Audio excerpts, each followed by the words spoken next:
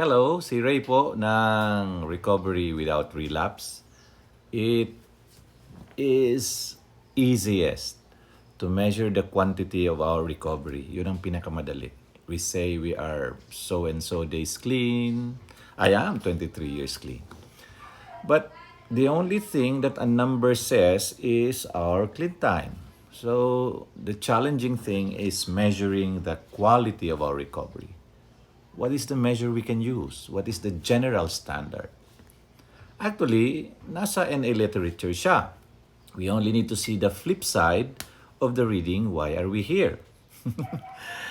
I read it this way when I want to check the quality of my recovery. So listen, no? Now that we are in the fellowship of NA, we can manage our own lives.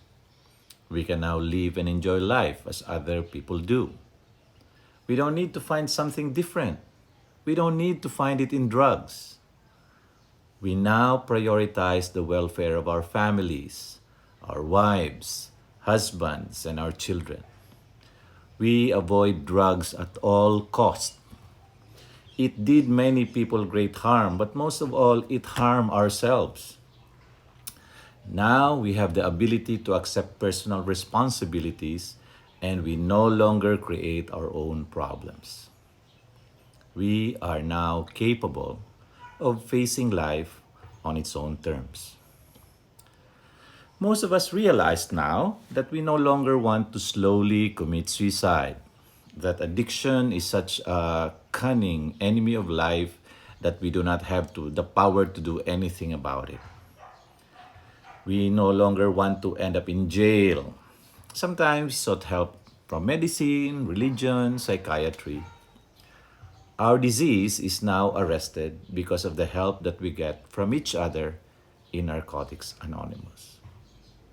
Recovery is now possible. So you see, it's all there. Those are my standard, my rubric, my measure for quality recovery. How am I to my family, to my wife, to my children? How am I to my employees? Relationships. Because drugs destroyed relationships. I always look at how I relate to the people around me in recovery.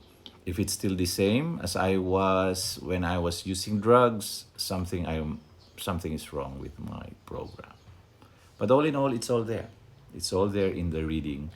Why are we here? We just have to look at it from the point of view of recovery. Until next time, si Ray po of Recovery Without Relapse.